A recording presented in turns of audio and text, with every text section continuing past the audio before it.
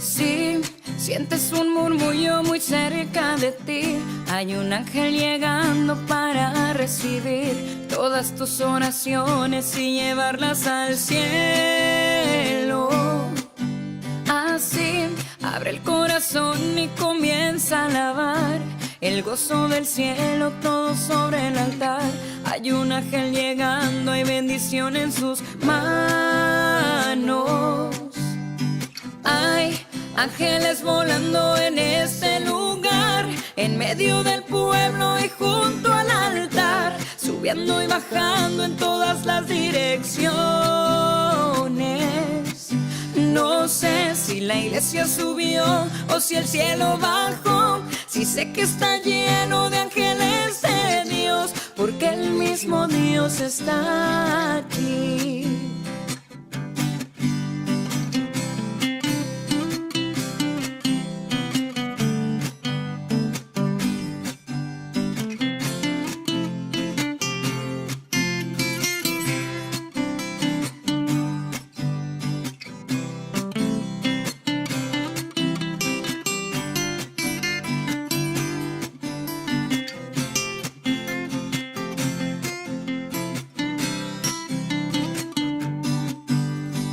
Cuando los ángeles pasan, la iglesia se alegra, ella canta, ella llora, ella ríe y congrega.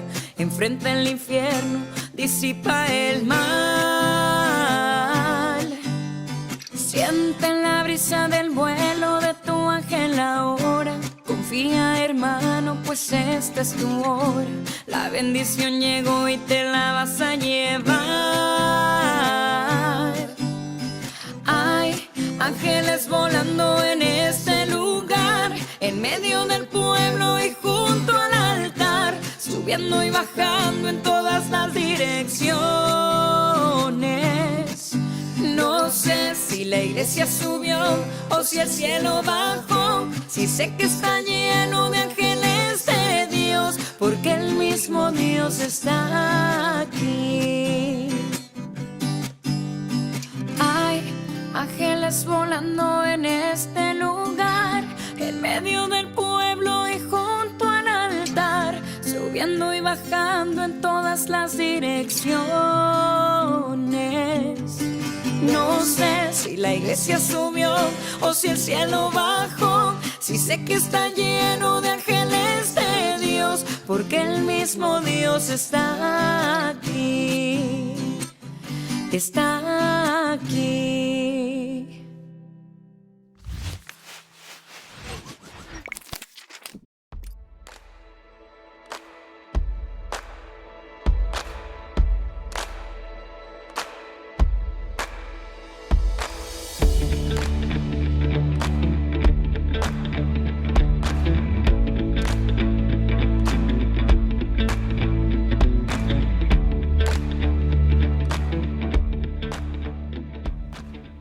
¿Cómo están, amigos? Una grata bienvenida a cada uno de ustedes al estar una vez más en este estudio de la Biblia que esperamos avanzar hoy día en este capítulo 37 del libro de Ezequiel, que sin duda tiene para nosotros bendición. Un capítulo en realidad muchas veces leído, muchas veces cantado, muchas veces recitado, en fin, hay tanto que se podría decir de este pasaje bíblico, y vamos a hacerlo lo más pronto que podamos para alcanzar dentro del tiempo que tenemos para por lo menos ver este capítulo 37. Así es que les invito a que por un momento oremos al Señor. Padre, en el nombre de Jesús, oramos a ti para que tu Santo Espíritu pueda dirigirnos en este día en el estudio de tu palabra y que podamos recibirla como palabra tuya y que llegue a nuestro corazón como tal, en el nombre de Jesús. Amén y amén. Sin duda que estudiar este capítulo de Ezequiel vienen a nuestra mente un sinfín de eventos que podemos recordar. Una historia un tanto inverosímil, yo diría una historia bíblica de la cual cuesta asimilarla, creerla y convencerla, a no ser que actúen en nosotros la fe. Por lo tanto, si bien es cierto, vamos a entrar aquí en esta explicación del texto, pero no podemos olvidar que es un texto que debemos mirar, por un lado, como una figura de Dios, pero también como una historia bíblica de fe. Vamos a mirarla desde esa perspectiva. Entonces, esta vida que brota a estos huesos secos y que trae como consigo la unidad del pueblo de Dios. Ahora, una ciudad restaurada. Dice el texto, la mano de Jehová vino sobre mí y me llevó en el espíritu de Jehová y me puso en medio de un valle de huesos que estaba lleno de huesos. La mano de Jehová, dice, vino sobre mí y me llevó en el espíritu y me puso en medio de un valle que estaba lleno de huesos. Y me hizo pasar cerca de ellos por todo en derredor, y he aquí que eran muchísimos sobre la faz del campo, y por cierto, secos en gran manera. Y me dijo, hijo de hombre, ¿vivirán estos huesos? Y dije, Señor Jehová, tú lo sabes. Esta tremenda experiencia profética de la vida de este ser humano llamado Ezequiel, de este hombre de Dios llamado Ezequiel, generalmente aparece como el sentido de la frase, me trasladó el espíritu, ¿no? Entonces, tendríamos que este pasaje bíblico, mirarlo como una visión que tiene el profeta. Me llevó el espíritu. En esta frase, nosotros encontramos que lo que viene es más bien como una visión. Siempre recalco lo siguiente, hay un hecho distintivo entre lo que es una visión, desde mi óptica, de una visión de un sueño. Generalmente el sueño recordamos solo pedazos y a veces no logramos recordar personas o sus nombres. Vemos sus caras, pero no sus nombres. Sin embargo, en la visión tenemos claridad en lo que estamos recibiendo, en este caso, de parte de Dios. Y esto es lo que tiene. Entonces, consideremos eso, que esta experiencia de Ezequiel es más bien una visión. Esta mención que él hace de la mano del Señor sobre él, ¿no es cierto? Vino la mano del Señor, dice, vino sobre mí, ¿no? Como vino el Espíritu de Dios, vino la mano de Dios, me inspiró proféticamente el Espíritu del Señor. Y me trasladó y me llevó a este valle.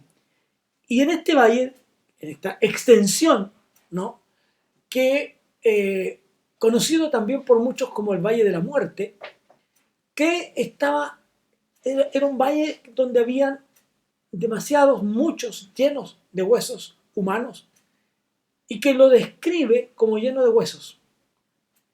Ezequiel, al mirar a su alrededor, ve todo esto, yo diría, de manera hasta tétrica quizás, hasta turbado en algún momento. Y cuando mira este campo, que es lo mismo valle o campo, ¿no?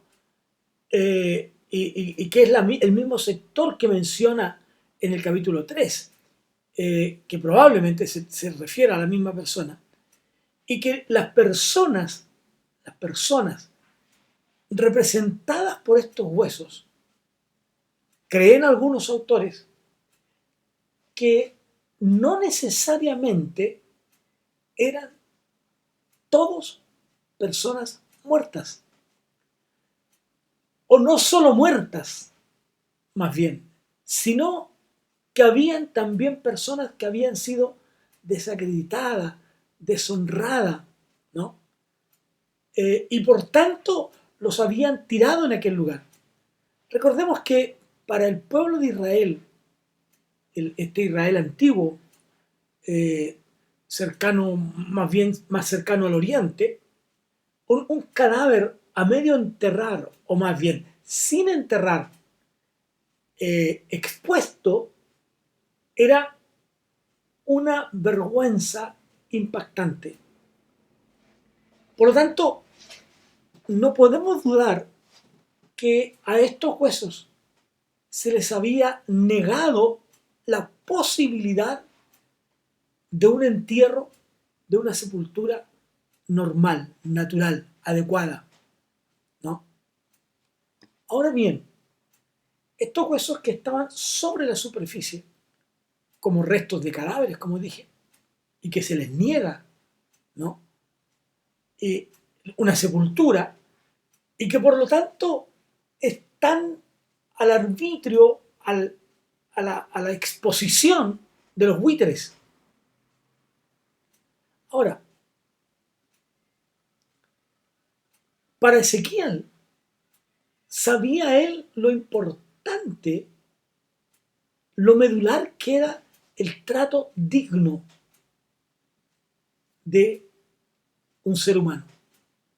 Él como israelita y de manera especial como sacerdote, comprendía el trato que se le debía dar a un cadáver.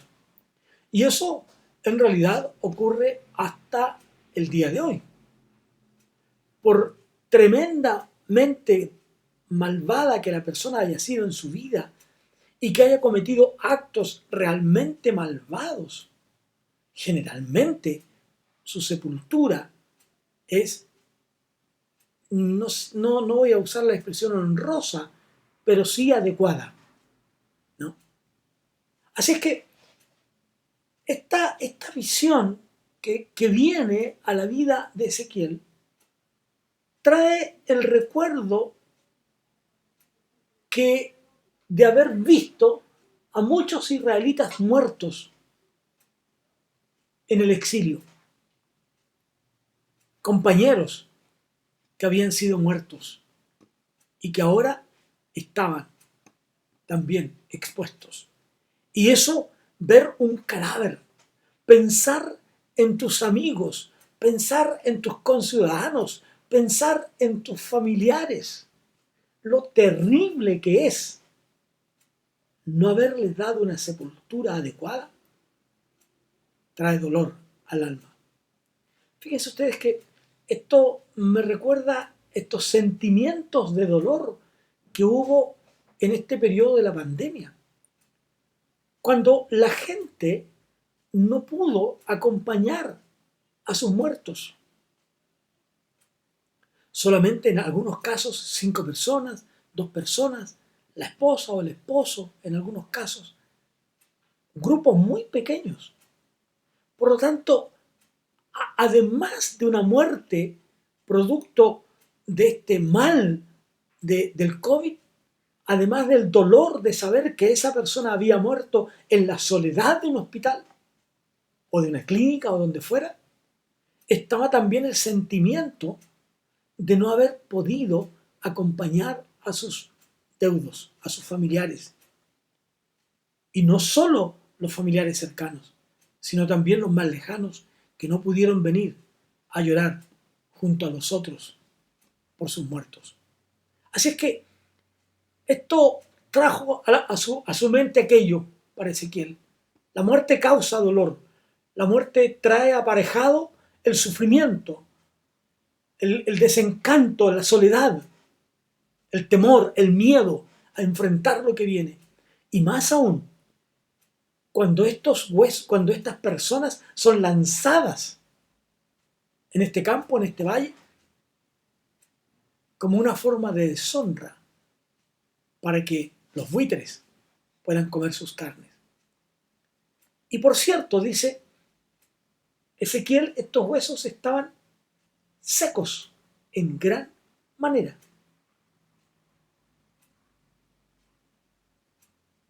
Estos huesos habían estado mucho tiempo expuestos, por lo tanto, solo de pensar en que allí hubo vida, pero una vida que se había extinguido totalmente. Por lo tanto, para Ezequiel era esto muy fuerte. sin duda que esos huesos en algún momento tenían vida.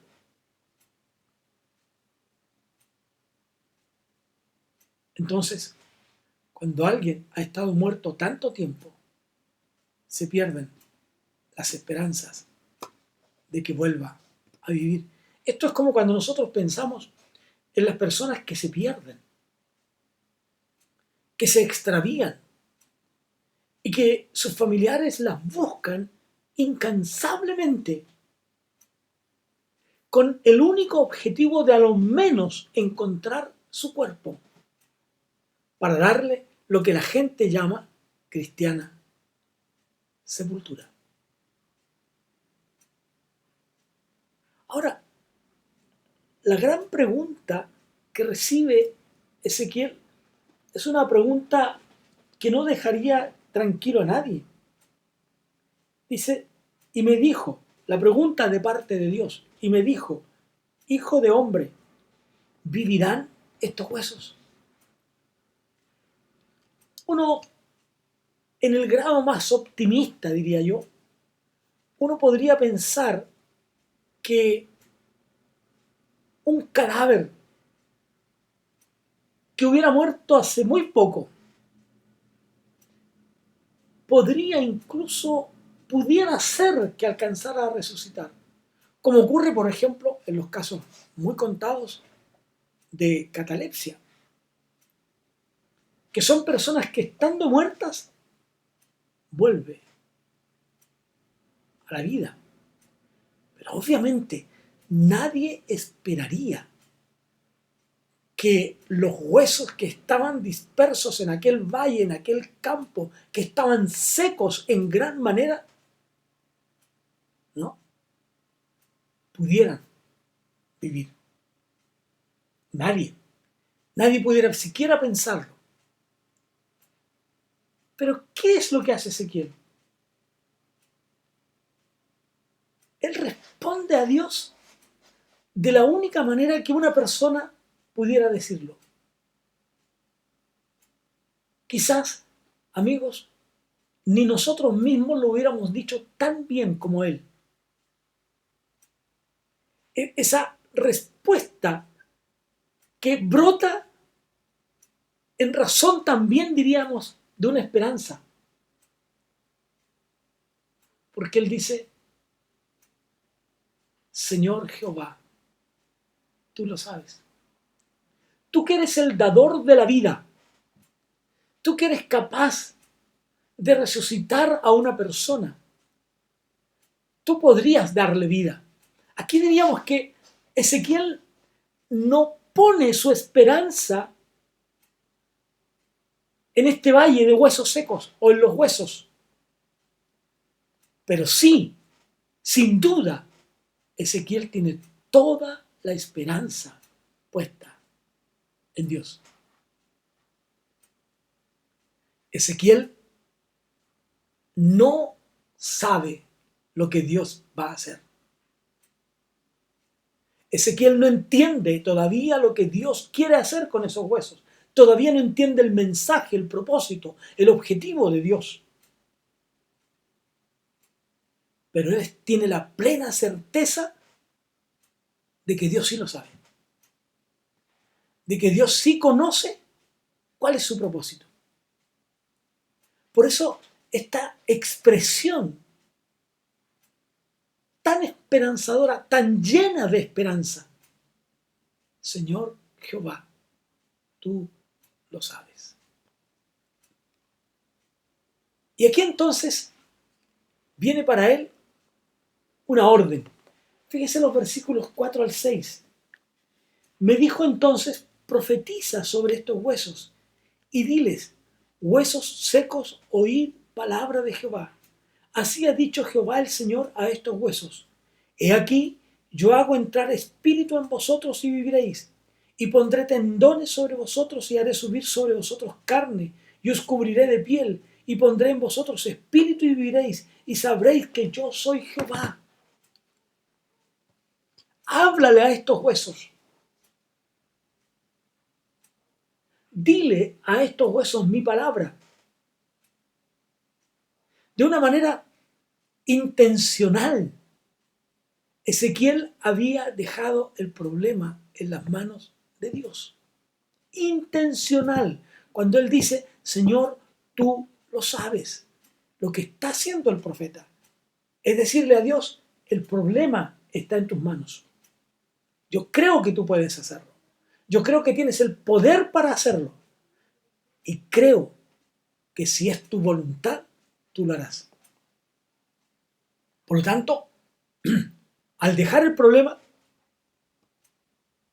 Dios hace otra cosa ahora. Y le entrega al profeta una tarea. Fíjense cómo se produce esta asociatividad entre Dios y el profeta. Por un lado, el profeta coloca en Dios toda la esperanza, la sabiduría y el poder. Tú lo sabes, Señor. Yo tengo fe en ti. No tengo fe en los huesos, tengo fe en ti. Pero ahora Dios le dice al profeta, profetiza sobre ellos. Háblales. Y tal vez aquí podría pasar lo que muchas veces nosotros podemos hacer. Simplemente decir, Señor, esto es imposible. Porque claro, desde la perspectiva humana, esto era total y absolutamente vano. Era imposible, hasta en una insensatez, que el profeta se pusiera a predicarle a estos huesos. Fíjense que en 1 Corintios, si esto lo llevamos ahora al Nuevo Testamento, en 1 Corintios capítulo 1, el versículo 18, el apóstol Pablo nos dice lo siguiente: porque la palabra de la cruz es locura a los que se pierden, pero a los que se salvan, esto es a nosotros, es poder de Dios. Es decir, si lo que nosotros queremos es que los huesos secos que en el mundo están, esos huesos que no creen en Dios, expuestos a la rapiña del diablo, si queremos que esos huesos vivan, tenemos que poner en primer lugar toda nuestra esperanza en Dios.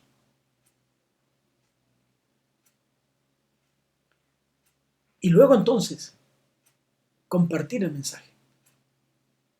Pablo dice, el sacrificio de Jesús en la cruz para los que se pierden es locura. Si queremos conversiones, debemos poner más la palabra de Dios en nuestros cultos. La palabra de Dios debe ser el centro en nuestras vivencias espirituales. La palabra de Dios ha de ser el lugar donde coloquemos todas y cada una de nuestras esperanzas. Como dijo Spurgeon, porque lo único, o el único poder, dijo Spurgeon, que bendecirá a los hombres, radica en eso. El único poder que bendecirá a los hombres radica en el mensaje de la palabra de Dios. Y Ezequiel entonces comienza su mensaje. Y claro, no tiene otra alternativa que predicar este mensaje con mucha fe.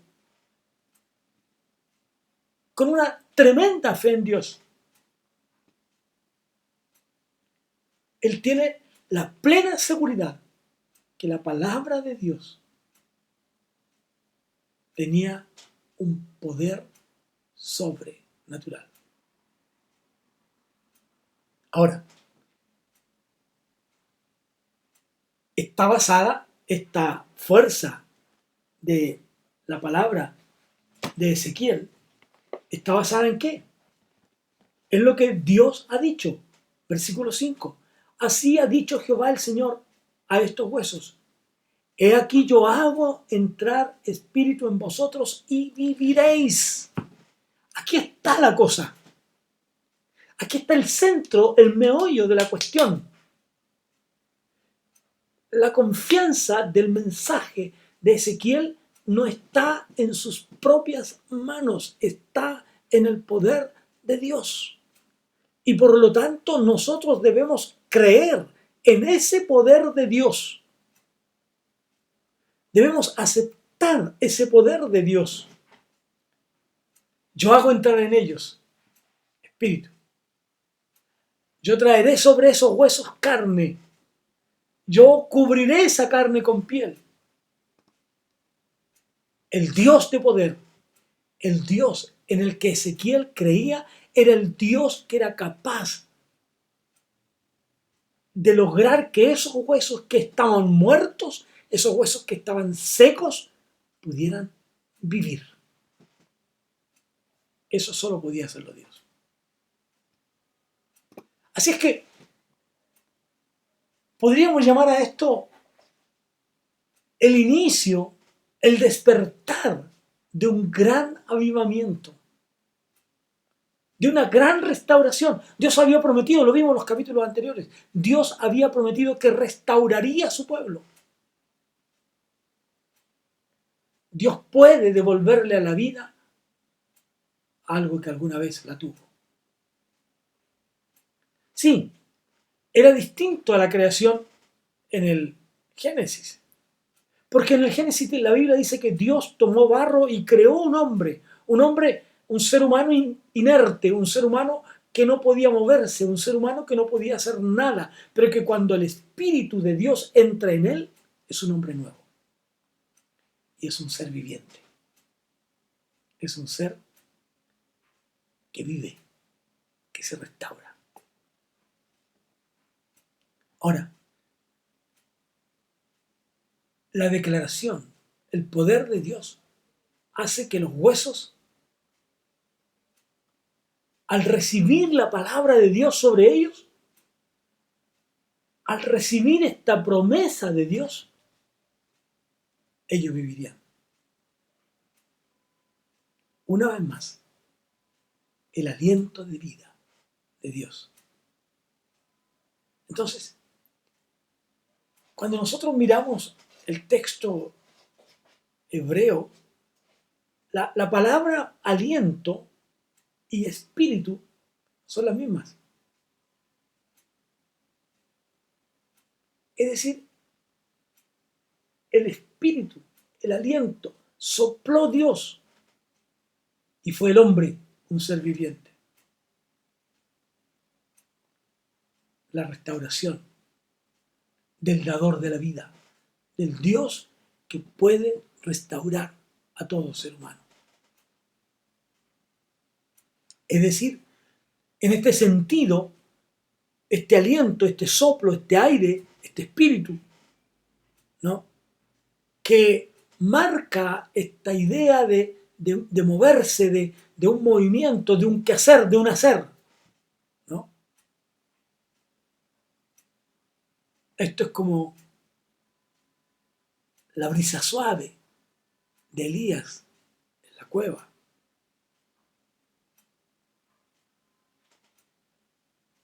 Cómo Dios vuelve al hombre la vida. Por eso que resuenan las palabras de Jesús en Juan capítulo 10, cuando dice que el ladrón no viene sino para hurtar, matar y destruir. Pero yo he venido, dice Jesús, para que ustedes tengan vida y para que la tengan en abundancia. Para que ustedes tengan vida y la tengan en abundancia. Jesús está hablando ahí también de esos hombres secos en su espíritu, que aunque vivos físicamente para la humanidad, muertos. ¿Por qué? Porque Romanos 3:23 así lo dice. Por cuanto todos pecaron, están destituidos, están muertos, alejados de la gloria de Dios. Y el 6:23, porque la paga del pecado es muerte. Están muertos. Ustedes estaban muertos, dice la Biblia, en sus delitos y pecados, pero Dios les ha dado vida. Y vida en abundancia. Así que vamos a dejar hasta aquí hoy día estos huesos. En esta palabra profética de Ezequiel. En esta pachorra, diría yo, de creerle a Dios y de ponerse a predicar en lenguaje nuestro, el lenguaje de hoy. El lenguaje de Ezequiel sería profetizar, dar una palabra profética para decir: huesos, esto va a ocurrir con ustedes. Lo que va a ocurrir con ustedes es lo que Dios ha dicho. Dios pondrá sobre ustedes su espíritu. Dios pondrá en ustedes tendones. Dios colocará en ustedes carne. Y Dios colocará en ustedes piel. Pero sobre todo, Dios colocará de su espíritu. La próxima semana vamos a seguir con este capítulo de Ezequiel, capítulo 37, desde el versículo 7 en adelante. Y vamos a ver esta maravilla de Dios. Hermanos, Dios nos sorprende cada día. No nos confundamos. Dios actúa con poder sobre lo que es absolutamente imposible para nosotros. El Dios de toda gracia les bendiga y les guarde.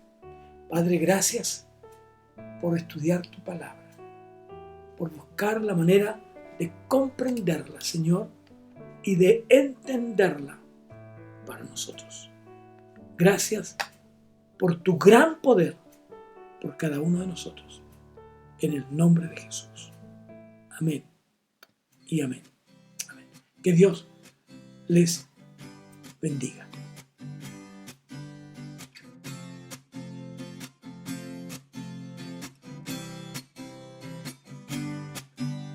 Si sientes un murmullo muy cerca de ti, hay un ángel llegando para recibir todas tus oraciones y llevarlas al cielo.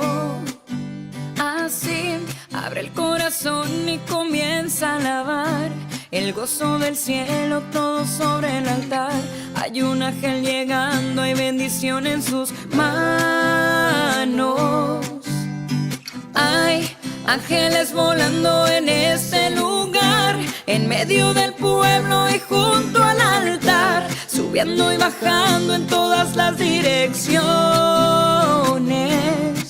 No sé si la iglesia subió o si el cielo bajó, si sé que está lleno de ángeles de Dios, porque el mismo Dios está aquí.